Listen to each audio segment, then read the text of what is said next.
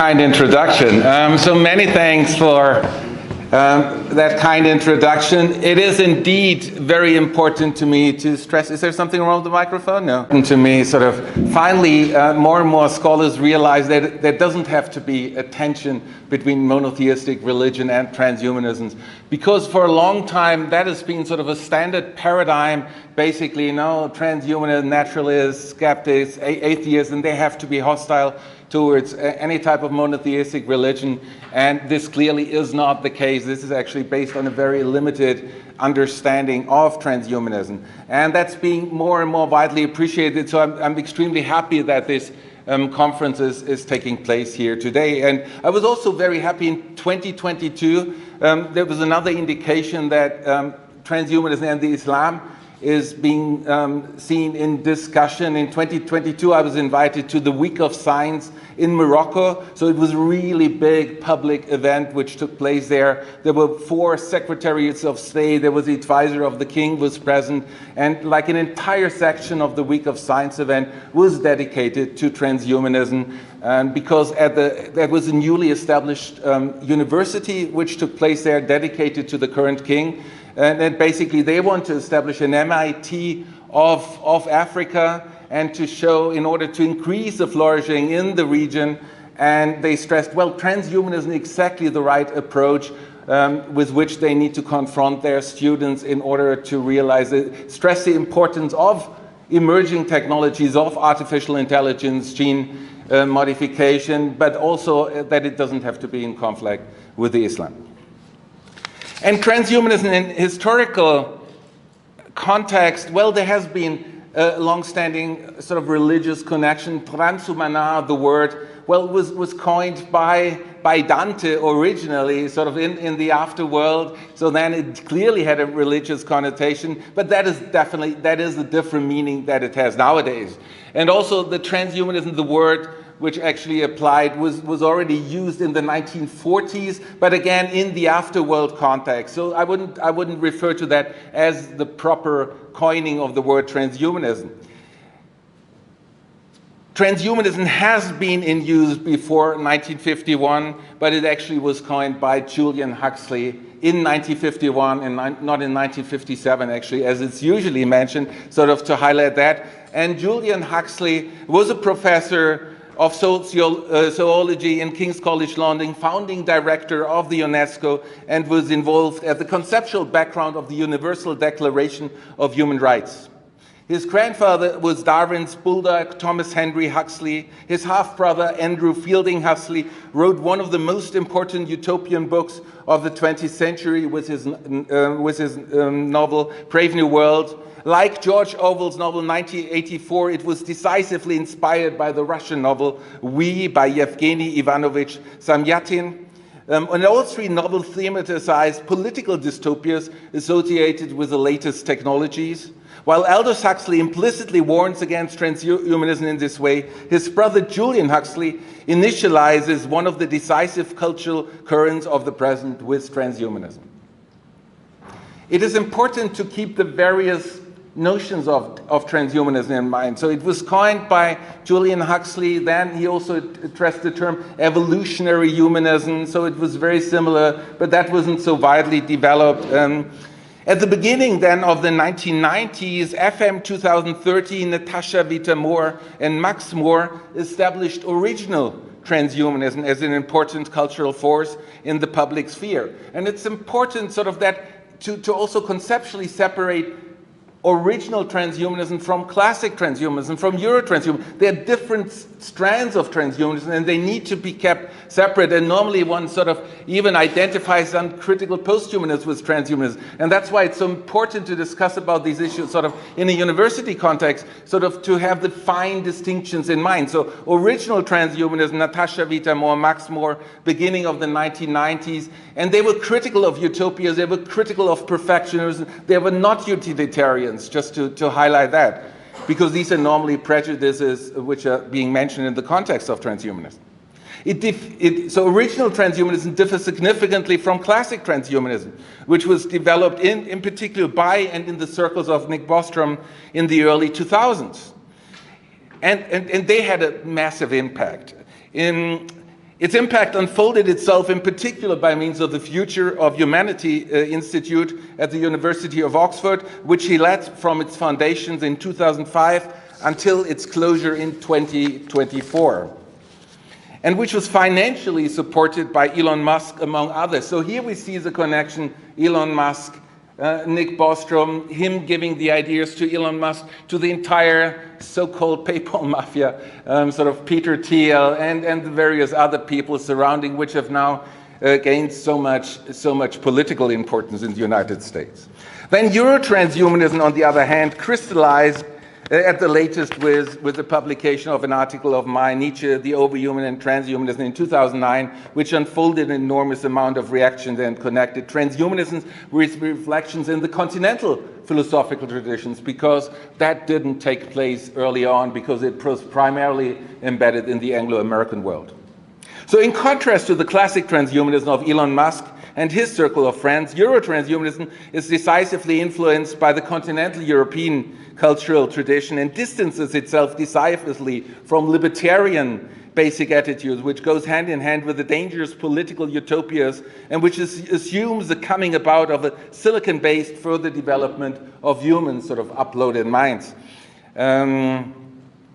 According to which we will already exist as downloaded personalities on hard drives in a few decades, and which highlights that humans will possibly be put into Zooms by superintelligence. This is sort of the paradigm which Elon Musk and his friend highlight and which are often talked about in the public. Euro-Transhumanism considers it more likely that we will first evolve as carbon-based beings as we've always been cyborgs. The realization that we've always been cyborgs represents a radical break with the dualistic Western culture of the past 2,000 years, which has always understood humans as dualistic beings, as entities with a material body and a material rational soul, with which the unchangeable human nature, the divine spark, the image of God, free will, autonomy is being defined. So that has clearly sort of been the determining culture in the Western world. A cyborg is an organism controlled by or upgraded with language, a kybernetes in ancient Greek, the ancient Greek word for helmsman, steersperson, of the orc, so the second part of cyborg, which stands for organism. The organic prerequisites for acquiring the ability to speak arose about 300,000 years ago as a result of a genetic mutation. From then on, it was possible to upgrade certain organisms through education so that they were able to communicate by means of language, develop further mental abilities, and realize special personal characteristics. A complex interplay of both environmental and genetic changes leads to these specific characteristics. The traditional narratives of the Christian West was that humans became rational by means of the divine spark. Since 1869, the Catholic Church has argued that a rational soul joins the human body by the moment of fertilization, which is why humans already possess dignity from this point onwards. Euro-transhumanist narrative that we've always been cyborgs tells an alternative narrative story of how we came to reason, namely through the complex interplay of a genetic mutation and the parental cultural upgrading that occurs in the context of education. This view is also widely shared in classic and original transhumans. In general, but not in all of these approaches again.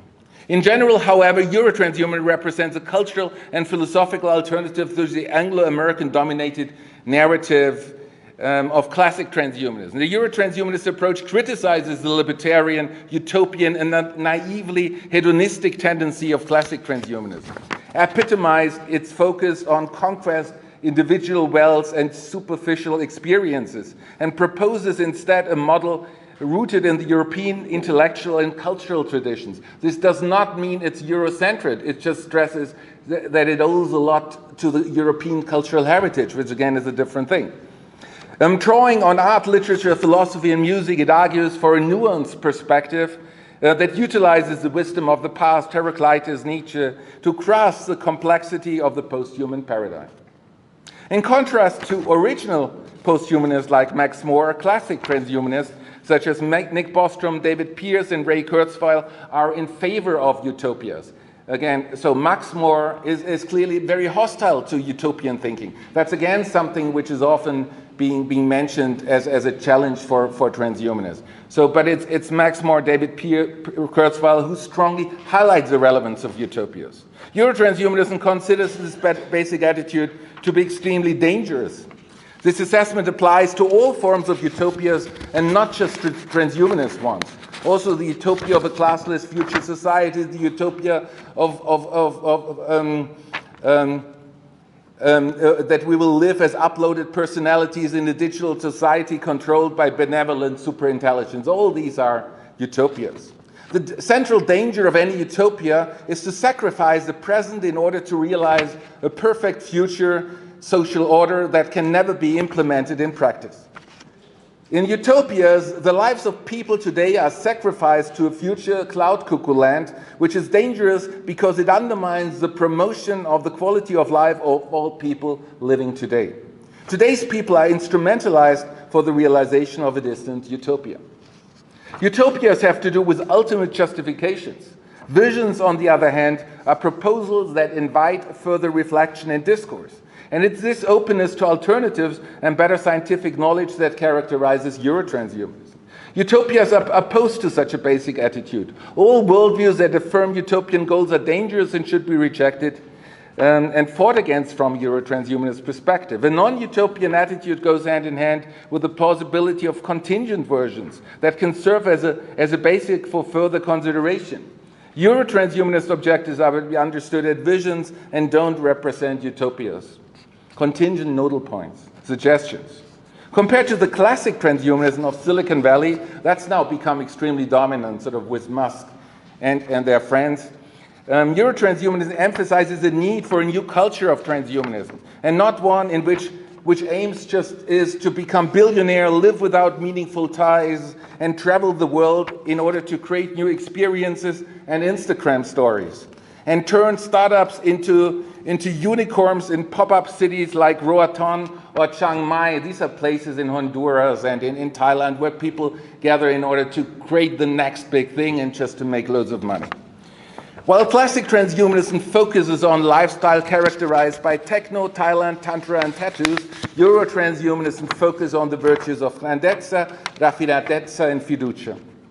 It emphasizes that we need art, literature, and music, as well as the engagement with Heraclitus, Spinoza, Goethe, Schopenhauer, Wagner, Nietzsche, and many more in order to live a flourishing life. The future needs a past in order to transform our dualistic ontological binaries and to realize a post-human paradigm shift. As recently as 2001, Jürgen Habermas aptly pointed out that transhumanism had not yet had a broad intellectual impact. At the time, he characterized transhumanists as freaky intellectual and self-styled Nietzscheans with all too familiar motives of a very German ideology. This assessment was no longer accurate only a short time later, which is why he had to find a different justification why he argues against transhumanism. Because by that time, sort of, it really spread in public media and Hollywood movies and so on. And so this is why he categorized transhumanism as a cult-like activity in 2014, also mentioning them as kind of a sect, which is not a plausible assessment either. Transhumanism neither affirm rites, prayers, or any other features that are central for cults, so it has nothing at all to do with any kind of cult. By 2030 at the latest, however, transhumanism had made a decisive impact on the general public with the publication of Dan Brown's global bestseller, Inferno. Here it was directly talked about, they actually mentioned a couple of real transhumanist institutions and so on. Since then, transhumanism and numerous phenomena associated with transhumanism have been represented in the media everywhere. At the Burning Man Festival, in Hollywood, in Netflix blockbusters, and also as part of the Venice Biennale, transhumanism has been implicitly and explicitly addressed ever since. Actually, most of the phenomena, students are familiar with, even if they're still not aware with the term transhumanism. But like everything we talk about today, it has some connection to transhumanism and can only be understood properly if one understands the inventors of big tech, they have been inspired, they have engaged with the thinking of transhumanism. So what happens here in the digital world in particular can only be understood on the basis with a solid engagement with transhumanism. Transhumanism developed a strong impact early on, particularly in films. Arthur C. Clarke, who studied physics and mathematics at King's College London, wrote the screenplay for the 1968 Stanley Kubrick film 2001, The Space Odyssey, which is considered a classic film in the context of transhumanism. While this film aptly depicts a specific transhumanist utopia, the 1997 film Gattaca represents a technological dystopia in an enormously entertaining way, as it depicts a society in which the significance of a person depends on the quality of their genes and not on their membership of the species Homo sapiens.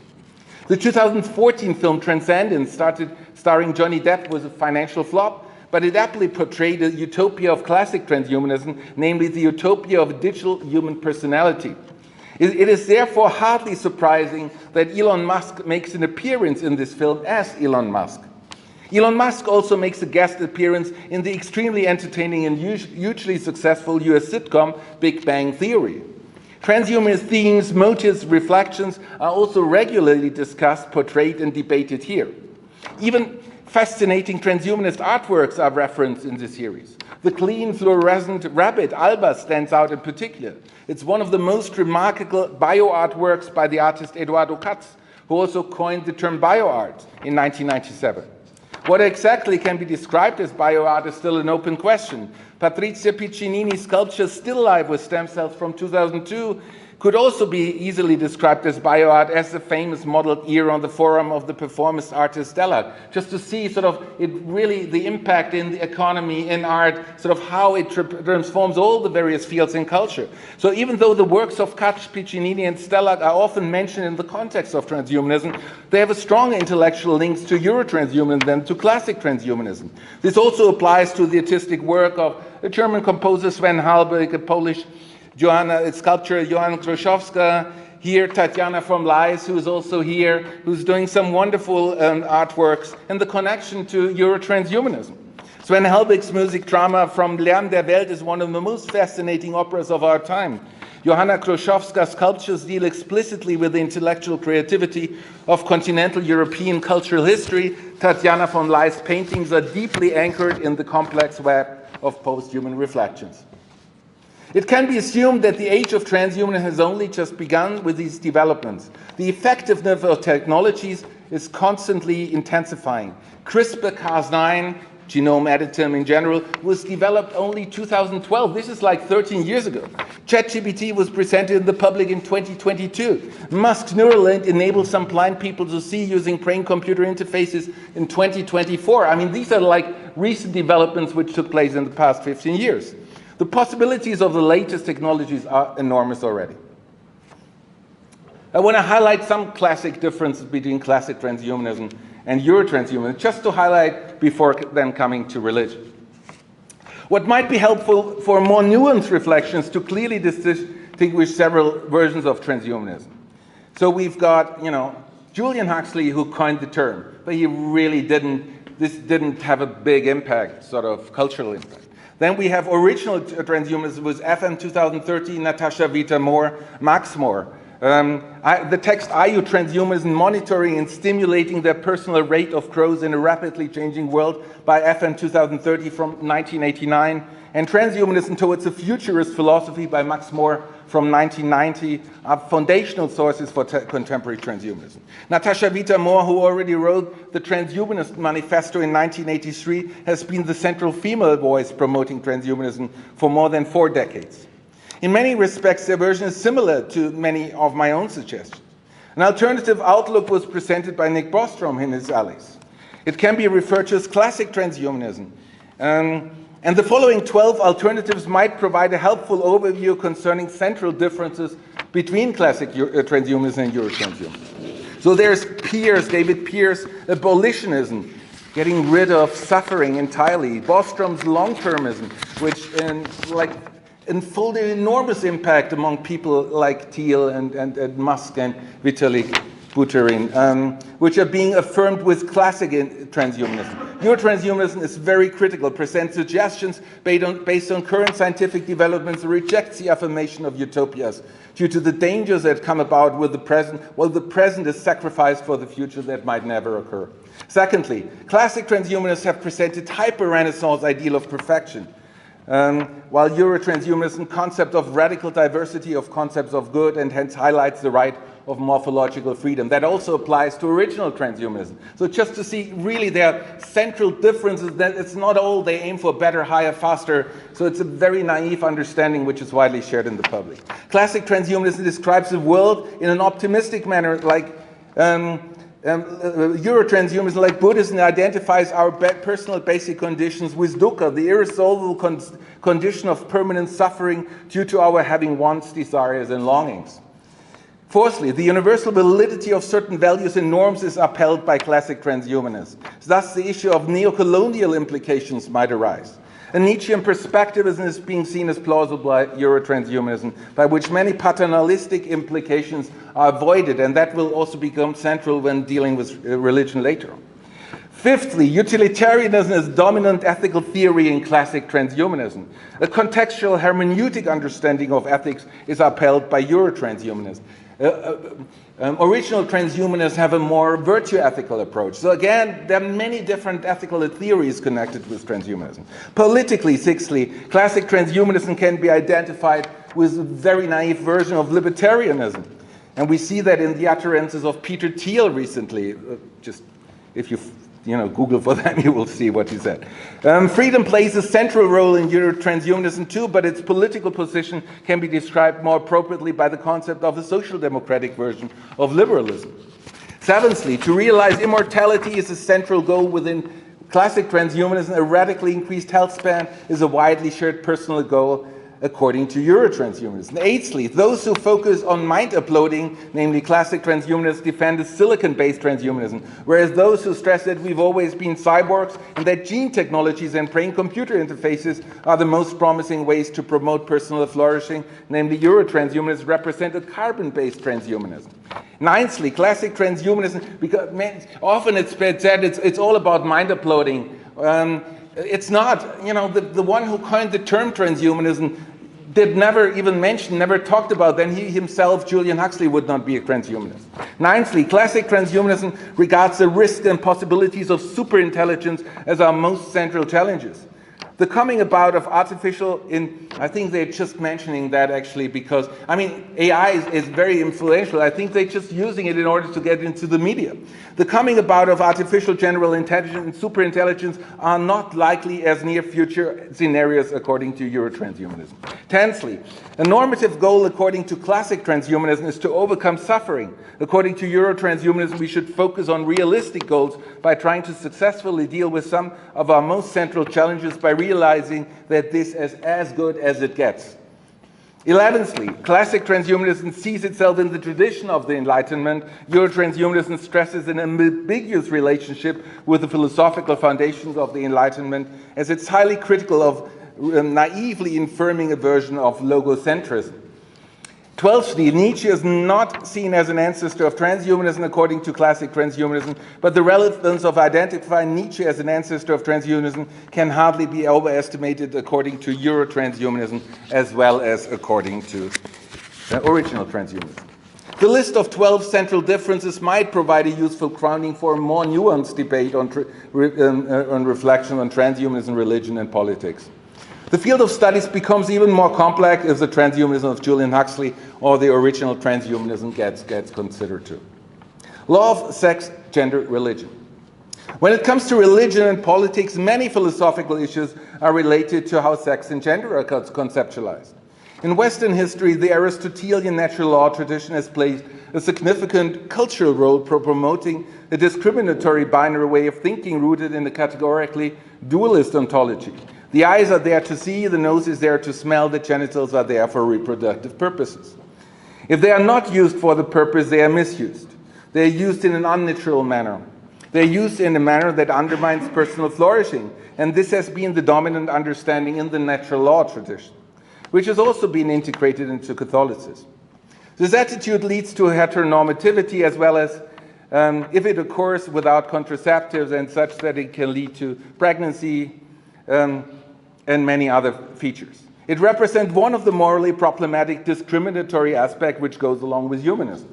The post-human paradigm shift, which aims to move away from a categorically dualist ontologies, which have such discriminatory implications, the great variety of beyond humanism movements suggests different options for avoiding discriminations like sexism, racism, speciesism, and heteronormativity. So it's a way also of trying to overcome morally problematic binaries. This applies to critical post-humanism as well as to the most transhumanist approaches, not to all of them.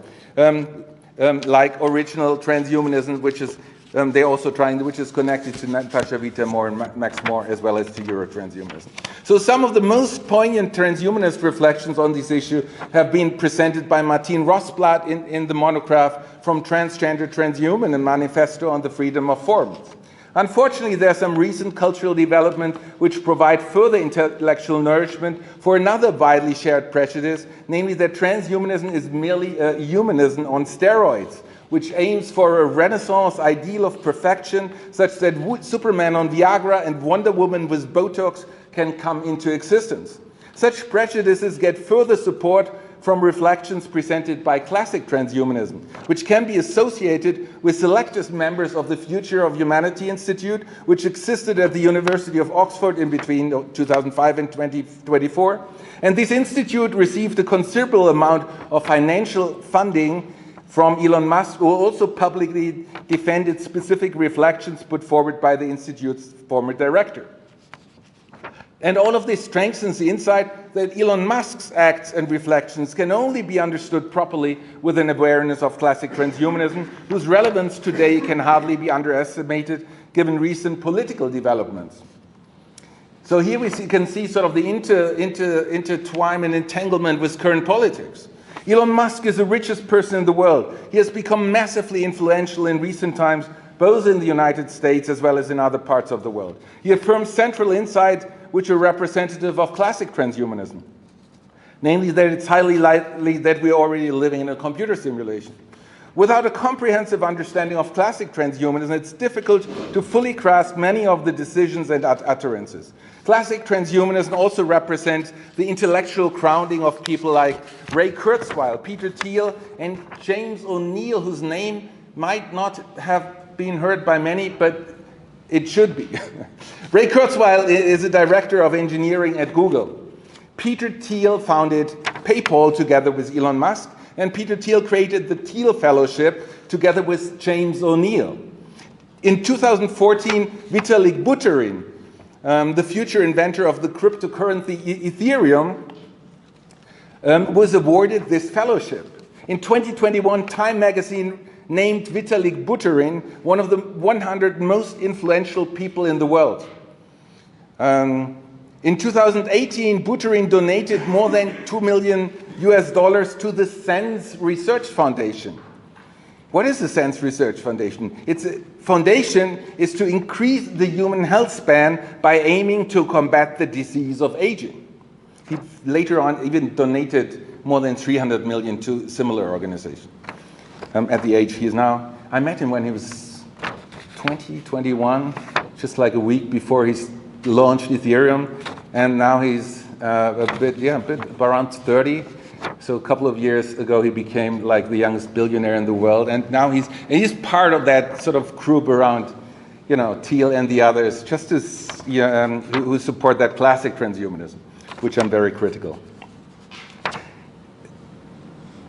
From 2000, so he gave a couple of million to the SENS Foundation. From 2019 to 2021, the aforementioned James O'Neill was CEO of the SENS Foundation, the SENS Research Foundation. And following his re-election as President of the United States of America in 2024, Donald Trump announced his intention to nominate James O'Neill for the post of United States Deputy Secretary of Health and Human Services.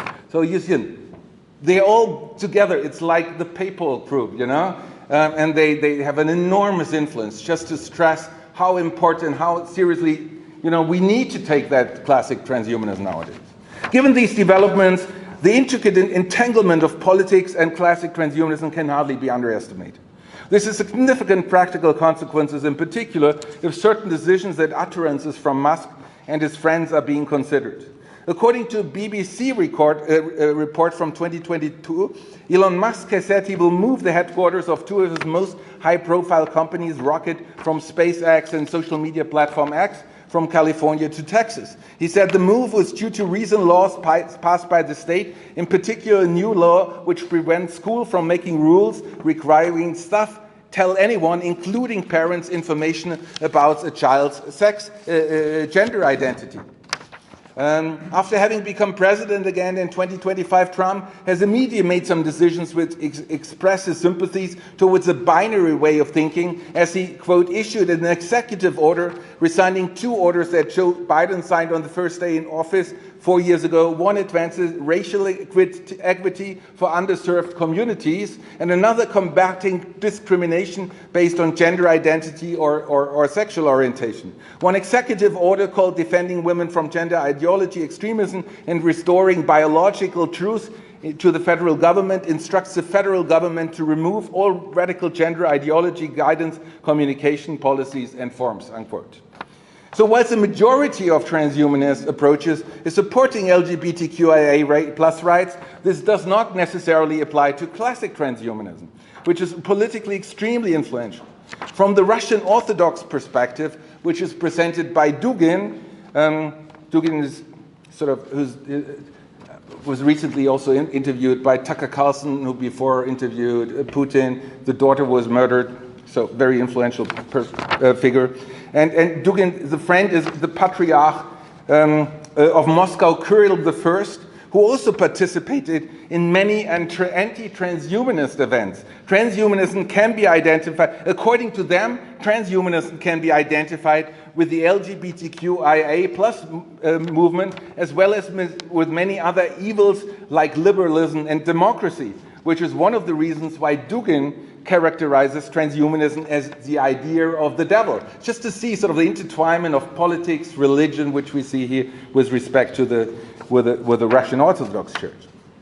Interestingly, again, a strong criticism of transhumanism also comes from another ally of Trump, namely his former advisor, Steve Bannon, who wrote the preface to the anti-transhumanist book Dark Aeon, and who recently highlighted that Elon Musk is an evil person. So you can already see the tension within the Trump camp. So the former White House chief strategist also agreed with Fukuyama's already mentioned assessment from 2004 that transhumanism is the most dangerous idea in the world. However, Bannon also emphasized that the practice is even more dangerous than the theory, associating transhumanism with an aberration of humanity that is solely in the interest of the global world elite, with this criticism also containing, again, now anti-Semitic connotations.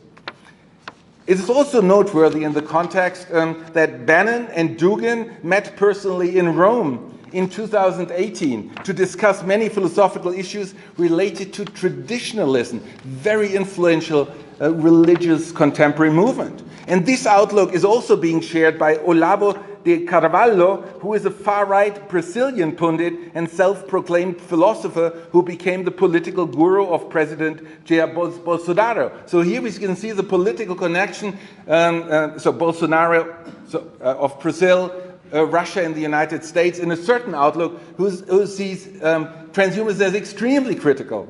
And this movement, traditionalism, at its core, traditionalism rejects modernity and its ideals, faith in the ability of human ingenuity to advance living standards and justice, an emphasis on the management of the economy, the coveting of individual liberty, the existence of universal truths equally valid for and thereby equalizing of all, repudiating the Enlightenment. Traditionalists instead celebrate what they regard as timeless values. They honor precedence rather than progress, emphasizes spiritual over the material, and advocate surrender to the fundamental disparities as opposed to equality between humans and human destinies, unquote. This additional aspect of the current political landscape adds further spice within the camp of Trump supporters. Given there's a clear pro-classic transhumanist stance with Musk, as well as a decisive anti-transhumanist attitude, Bannon, in cooperation with Dugin and Bolsonaro, Brazil, within the group of Trump supporters already seems to prefigure a strong conflict within this camp. So more is to come. What is intellectually interesting, given the recent political developments concerning gender issues, is that it further supports the insight widely shared among critical posthumanists that a certain version of transhumanism, namely classic transhumanism, can be conceptualized as hyperhumanism. And so that is a proper description. But I'm highlighting here, no, there are many other versions of transhumanism. They're extremely critical of that hyperhumanism. So always be very nuanced in your understanding and in your judgment. On the other hand, it needs to be kept in mind that original transhumanism, Euro-Transhumanism, in particular influential transhumanists like Martin Rosblack, take a diametrically opposed stance concerning such issues, as they strongly support the LGBTQIA+ community. It's this understanding of transhumanism which is seen as characteristic of transhumanism from the Russian Orthodox perspective of Dugin and his friends. And it's interesting to note how fundamental the concepts of sex and gender are for the various cultural, political, as well as philosophical debates on transhumanism, in particular when it comes to the question concerning religion. Religion, perspectivism, dukkha, and transhumanism. According to Dugin, transhumanism is the idea of the devil. However, what do transhumanists say about this judgment? As a matter of fact, it needs to be stressed that there are Catholic, Jewish, Muslim, evangelical, Lutheran, Buddhist, as well as Mormon transhumanists. On the other hand, it also needs to be highlighted that many transhumanists self-identify as atheists, naturalists, and skeptics. The decisive question is how the relationship between religion and transhumanism can meaningfully be analyzed further from a philosophical perspective, whereby I will provide some further reflections from the perspective of Euro-Transhumanism, even though they might also apply to some other transhumanist approaches, which share the understanding that humans are fully integrated in the world of permanent becoming at all times in all respects, or a Buddhist ontology of becoming and dukkha. Given such an outlook, it's no longer plausible to uphold a traditional epistemology which claims the possibility of true judgments, that the truth as correspondence to the world can be grasped. If this is the case, then perspectivism remains the most plausible epistemological alternative approach. But what does perspectivism stand for, mean, and imply? All philosophical perspectives are interpretations. This means that they can be wrong, but that they don't have to be wrong. However, rightness and wrongness are not decisive criteria. Instead, what matters are constructive interferences with one's core drives, needs, and longings. Epistemologically, there are no better or worse perspectives. However, with respect to one's drives, better or worse perspectives exist. Some resonate more strongly and positively than others. They are constructive as well as destructive interferences, but constructive interferences are meaningful for one's own existence. These reflections lead to the realization that all philosophical judgments are caught in a hermeneutical circle. All philosophical perspectives are interpretations. This also applies to perspectivism itself. However, criteria for better and worse or for decisions are needed for making decisions. Where do these criteria come from? They don't come from anywhere outside of yourself. These criteria exist in yourself somehow. What is challenging is to distinguish one's core drives from others which have been installed within you by external forces. In particular, like media platforms, Instagram, are extremely effective in installing external longings and drives. And it's difficult to distinguish sort of what is strongly needed and what is not. Being able to distinguish is one of the challenging issues of our times. And these reflections also lead to an aletheic nihilism, as there no longer seems to be the option of making truth judgments which correspond to the world. It's this insight, this Nietzschean desert, which most thinkers from the Western philosophical tradition regard as a challenge, which needs to be overcome. To embrace the desert, to see the desert as a gain rather than as a challenge which needs to be overcome, is an insight which I owe to my teacher, Gianni Vattimo. Gianni Vattimo stresses, I regard his reflections on this issue as highly plausible. Vattimo's reflections explain why nihilism, aletheic nihilism, is enormous gain, which needs to be cherished immensely, and why an attempt to move beyond nihilism has highly problematic paternalistic, violent, and potentially totalitarian implications. I fully grasp the enormous impact of these insights after personally having made his acquaintance in November in 2000 during an international conference. Nihilism, and together with this, the crisis of values, has been a central philosophical challenge in the past 300 years. It has immediately become clear that Vattimo lives his philosophical reflections and is personally engaged with these reflections. He does not present a distant armchair philosophy, which he developed by means of 9-to-5 activities, which is primarily concerned with an intellectual engagement with written reflections, but his thinking is related to a hermeneutic life-worldly embeddedness in which the philosophical reflections are put into practice and revised again if the thoughts do not match with experiences. From the cultural perspective, the traditional Catholic outlook, and he identified as a Catholic. From a cultural perspective, the traditional Catholic outlook got shattered after it has been confronted with criticism of the various ethical, epistemological, and ontological absolutes during the Enlightenment. In addition, the tensions between the normative Christian duties and psychophysiological demands for living a fulfilled life can become more evident within liberal political structures. And this leads to the intellectual need of a reorientation, a period of chaos, intellectual uncertainty, and lived nihilism. This is a short and abstract description of cultural processes which have taken place during the past 300 years. At the same time, this process is often shared by humans during their teenage years after they experience a rigorous religious education. Culturally, it is clear that Darwin, Nietzsche, Freud, the certainties of Catholicism have been shattered. As God is dead, Nietzsche said. Sort of these certainties, this truth has been shattered. The truth was alive for nearly 2,000 years. The Christian truth has slowly lost its cultural impact during the past 300 years, and thus truth vanished and hermeneutics has steadily become more and more important.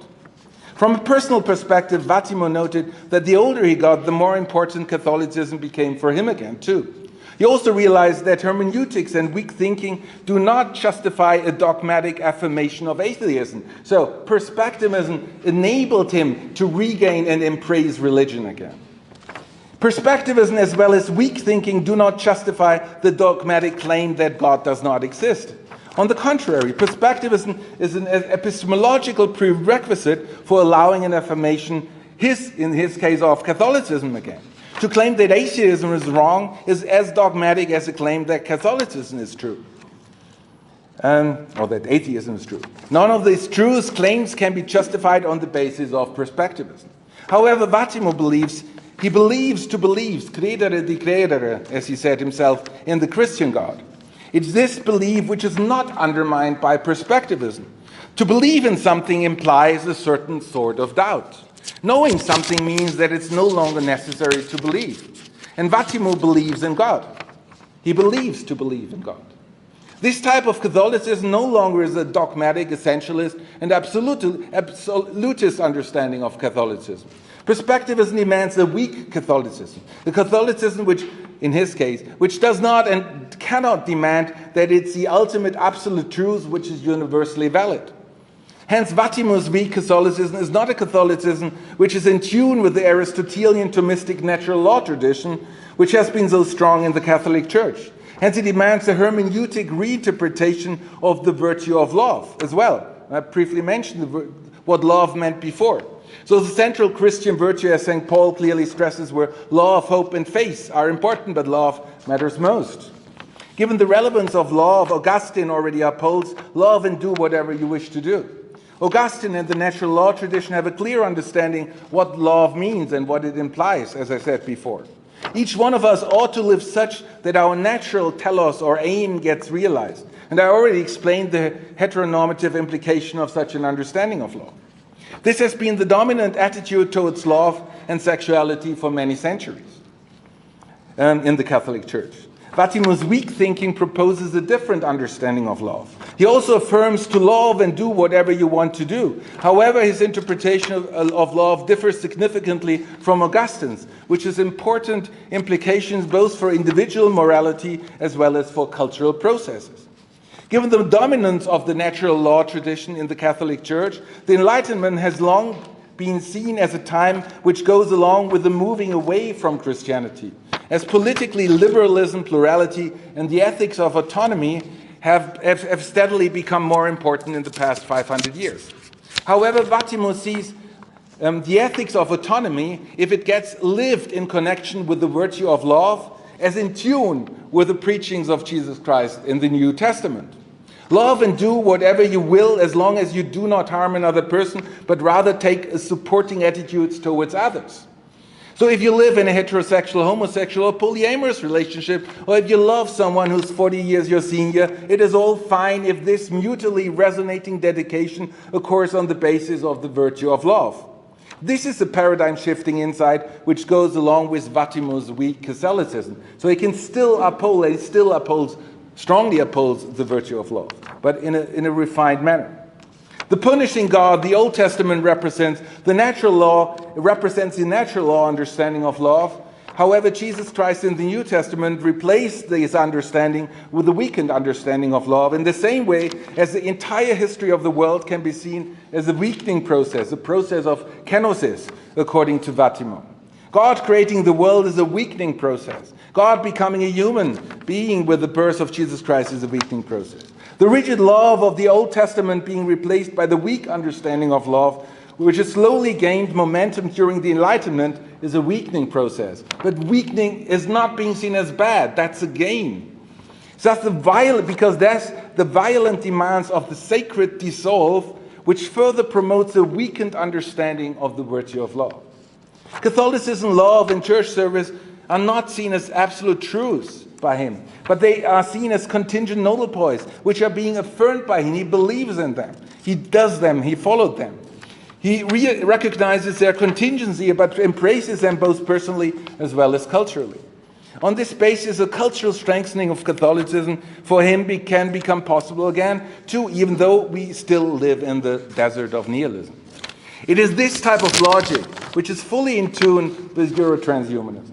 And any version of transhumanism resting on an ontology of becoming, because on such a basis, perspectivism becomes plausible as an epistemology.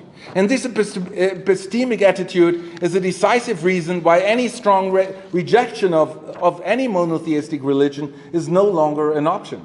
And affirming a belief in such a religion becomes a possibility again. However, at the same time, it has implications concerning the moral demands which go along with such an affirmation, as any dogmatic, essentialist, and universal normative ethical claims can no longer be upheld. Hence, the following intellectual demands go along with embracing the epistemology of perspectivism. So firstly, an openness towards other cultures, realizing they might be right. Secondly, respect for the beliefs of another person.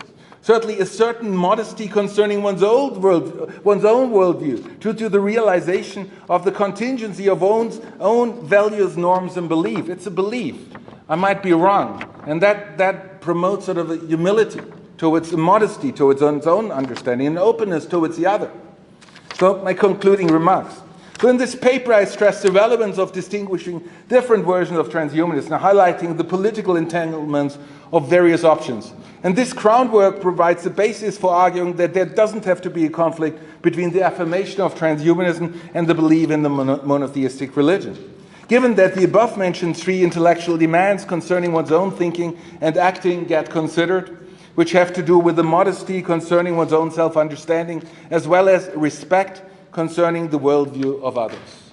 Many thanks for your attention.